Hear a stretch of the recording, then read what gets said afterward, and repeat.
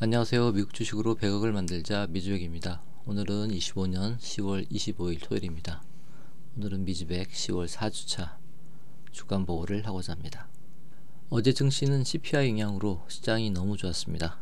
그래서 다우가 1% 상승, 나스닥 1.15% 상승, S&P 0.79% 상승 마감했습니다.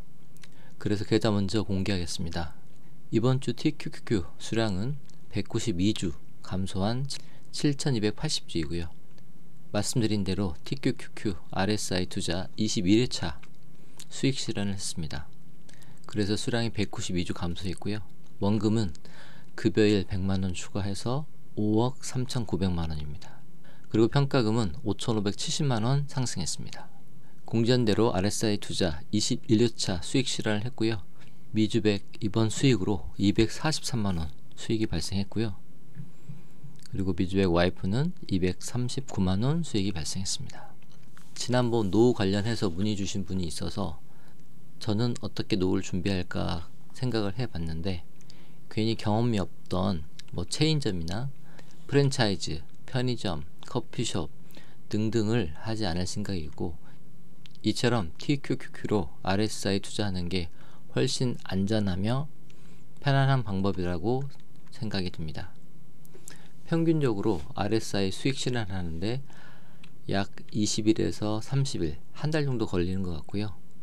8배수 기준으로 평균 200에서 250만원 정도 수익이 발생하는 것 같습니다. 만약 부부라면 월 400, 500 정도 예상해 봅니다. 이번 일주일 동안 S&P 매부 보면 시가총액이 큰 애플 4.17% 상승했고, 엔비디아 1.66% 상승, 마이크로소프트 약 2% 상승, 구글, 메타도 꽤 많은 상승을 이뤘습니다. 전반적으로 초록하죠.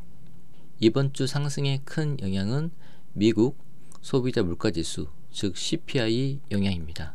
이번 CPI 영향으로 이번 10월 금리 인하 가능성이 거의 확정적이라고 보시면 되고, 또한 인플레이션 영향이 덜하며 그래서 3대 지수 최고치를 경신했습니다. 미국 소비자 물가지수 CPI는 예측치 3.1%였는데 실제는 3%가 나왔고, 또한 근원 소비자 물가지수, 식품 및 에너지를 제외한 수치이죠. 이 또한 예측치 0.3보다 낮은 0.2%가 나왔습니다.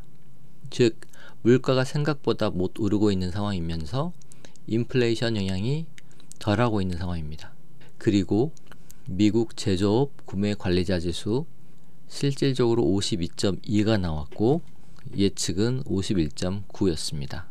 수치가 50을 넘을 경우에는 경기 확장, 50 미만은 경기 위축을 뜻합니다. 다행히 50보다 높은 52.2가 나왔습니다. 그리고 미국 서비스 구매 관리자 지수 55.2가 나왔습니다.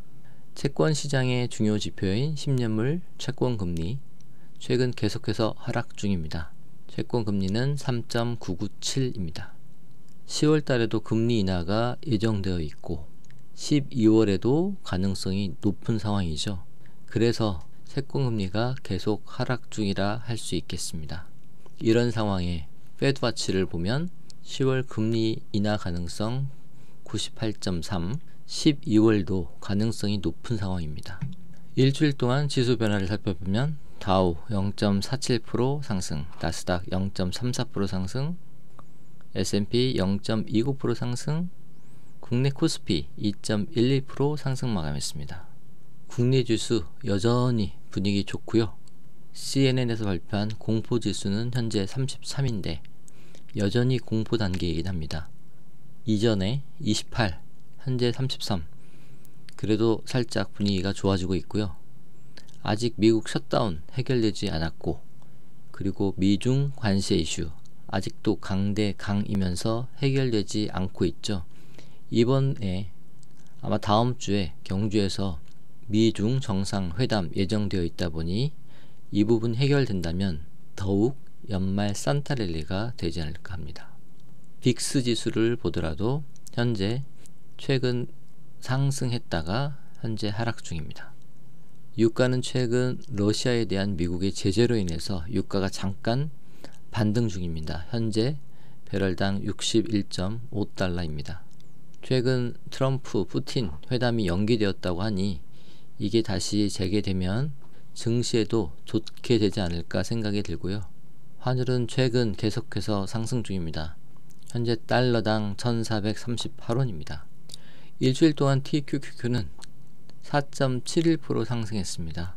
중간중간 하락도 있었지만 최종적으로는 상승 마감했고요.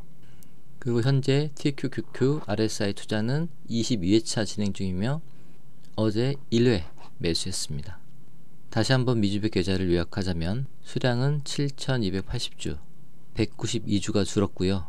원금은 5억 3900, 6억 4100만원 수익 중이며 수익률은 119%, 총 평가 금액은 12억 4천만원입니다. 지난주에 비해서 5570만원 상승했습니다. 차트 보면 다음과 같습니다. 수익률, 수익금 계속해서 우상향 중이고요. 연금저축 IRP 포함하면 처음으로 13억을 돌파했습니다. 이제 다음 주면 11월입니다. 11월, 12월 이때는 산타랠리라고 해서 주식시장이 많이 좋을 예정인데 올해는 어떻게 될지는 장담할 수 없지만 지금보다는 나아지지 않을까 싶습니다.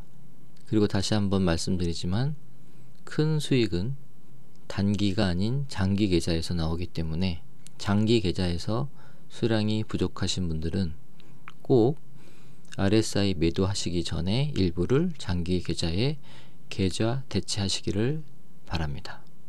우리 존경하는 미주백 가족 여러분, 항상 건강하시고 긍정적인 마음가짐으로 미래를 준비하자고요. 우리의 꿈과 미래 함께 이루어보시죠. 함께라면 가능하며 우리는 해낼 수 있습니다. 감사합니다. 미주백이었습니다. 은퇴하고 나면 뭘 할까 고민 많으시죠? 많은 분들이 편의점이나 해볼까 하는 생각을 하십니다. 안정적일 것 같고 쉬워 보이니까요. 근데요, 그 꿈이 자칫 잘못하면 정말 끔찍한 악몽으로 변할 수도 있습니다. 오늘 한 은퇴자의 피눈물 섞인 경험을 통해 그 냉혹한 현실을 한번 들여다보겠습니다. 이 이야기는 그냥 상상이 아닙니다. 이걸 직접 겪으신 한 분의 목소리로 시작해 볼게요. 정말 평생을 바쳐 모은 돈이 딱 2년, 불과 24개월 만에 전부 빚으로 바뀌어버린 그런 이야기입니다. 그리고 이게 그냥 한 사람만의 비극적인 이야기가 아니라는 게 더 무서운 점이죠. 작년 상반기에만요, 우리나라에서 편의점이 700개가 순수하게 줄었대요. 새로 생긴 곳보다 없어진 곳이 700개나 더 많았다는 겁니다. 이건 뭔가 이 시장에 심각한 문제가 있다는 강력한 신호 아닐까요? 자, 그럼 도대체 이분한테는 무슨 일이 있었던 걸까요? 어떻게 그 꿈이 산산조각 났는지 그 개인적인 이야기 속으로 우리가 한번 직접 들어가 보겠습니다. 처음 계획은 정말 완벽해 보였어요. 요즘 뜨는 신도시에, 그것도 상가 건물 안에서 다른 편의점은 못 들어오는 독점 자리. 와, 이거 대박이다 싶었겠죠? 월세 350만 원에 알바생도 6명이나 두고 매달 나가는 고정비만 1000만 원이 넘었지만 그만큼 벌 수 있을 거라고 굳게 믿었던 거죠. 그런데 현실은 완전히 달랐습니다. 정말 충격적이게도 가게 문을 연 첫날부터 단 한 번도 흑자를 낸 적이 없었어요. 매달 600만 원 넘게 계속 손해만 본 겁니다. 꿈이 그냥 시든 게 아니라 산산조각이 나버린 거죠. 자, 이 한 사람의 실패. 근데 이게 단순히 운이 나빠서, 장사 수완이 없어서 그랬을까요? 아니에요. 이건 사실 우리 사회, 이 편의점 시장 전체에 깔린 훨씬 더 크고 구조적인 문제를 보여주는 비극입니다. 우리가 흔히 편의점에 대해 갖는 환상이 있잖아요. 운영하기 쉽고 은퇴 후에 안정적인 수입원이 될 거고 위험도 적을 거다. 근데 현실은요? 지옥 같은 장시간 노동에 수익성은 계속 떨어지고 시장은 말 그대로 전쟁터입니다. 우리가 생각하는 것과 현실의 간극이 너무나도 큽니다. 이 문제의 핵심, 바로 여기에 있습니다. 시장 포화. 이 그래프를 좀 보세요. 우리나라는 편의점 하나당 942명이 이용하는 셈인데 일본은 2200명이에요. 무슨 뜻이겠어요? 똑같은 손님을 두고 경쟁하는 가게가 일본보다 2배 이상 많다는 겁니다. 나눠 먹을 파이는 한정적인데 숟가락만 계속 늘어나는 거죠. 다시 그 은퇴자 이야기로 돌아와 볼까요? 이분이 왜 실패했는지 조목조목 따져보면 이게 단순히 운이 아니었다는 게 명확해집니다. 바로 옆에 다른 편의점이 2개나 더 있었고요. 걸어갈 수 있는 거리에 대형마트가 3개나 있었죠. 게다가 독점 상권이라고 믿었던 곳은 밤이 되면 사람이 싹 빠지는 배드타운이었던 거예요. 높은 월세랑 인건비는 말할 것도 없고요. 이건 어쩌면 예정된 실패에 가까웠던 거죠. 자, 그럼 이제 좀 더 깊이 들어가서 이 게임의 규칙 자체가 얼마나 불공정하게 짜여 있는지 한번 살펴보겠습니다. 이게 더 심각한 문제일 수 있어요. 이게 정말 기가 막힌 역설인데요. 편의점은 시작하긴 정말 쉬워요. 근데요, 그만두는 건 거의 불가능에 가깝습니다. 왜냐? 본사는 창업할 땐 이것저것 지원해주면서 쉽게 만들어주지만 막상 그만두려고 하면 어마어마한 족쇄를 치우거든요. 그 족쇄의 이름이 바로 위약금입니다. 계약 기간 못 채우고 중간에 그만두면 내야 하는 벌금인데요. 이게 상상을 초월해요. 본사가 앞으로 몇 년간 나한테서 벌었을 돈, 그리고 처음에 지원해줬던 인테리어 비용 같은 것까지 전부 다 물어내야 하거든요. 이게 바로 프랜차이즈의 덫이라고 불리는 과정입니다. 한번 보세요. 1단계, 2, 3천만 원이라는 낮은 초기 비용으로 은퇴자들을 끌어들여요.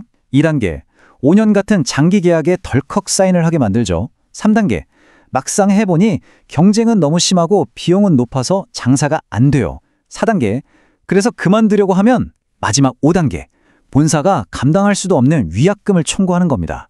한번 들어가면 빠져나올 수가 없는 구조예요. 가장 근본적인 문제는 이겁니다. 본사의 목표는 점주님의 수익이 아니에요. 그냥 매출 그 자체입니다. 왜냐면 점주님이 월세를 내든 알바생 월급을 주든 그런 거랑 상관없이 본사는 총 매출에서 자기들 로열티를 제일 먼저 떼가거든요.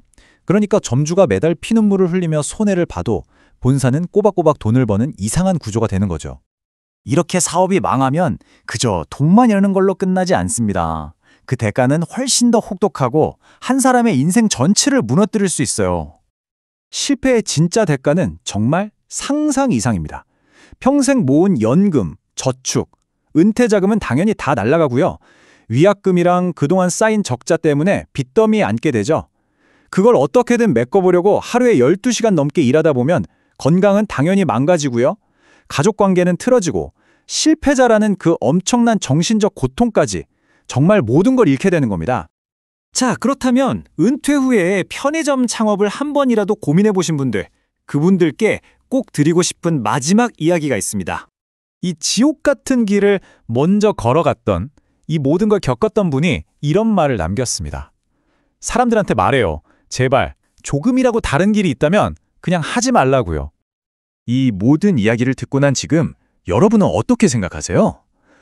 편의점이라는 그 막연한 꿈이 과연 이 모든 끔찍한 위험을 감수할 만한 가치가 있을까요? 이게 바로 우리 스스로에게 던져야 할 궁극적인 질문입니다. 이미 많은 분들은 답을 내린 것 같네요. 무려 95%가 너무 위험하다고 생각한데요. 그래도 도전해볼 만하다는 의견은 단 5%에 불과했습니다. 어쩌면 이 숫자가 지금 이 시장의 현실을 가장 정확하게 보여주는 건 아닐까요? 여러분의 생각은 어떠신가요?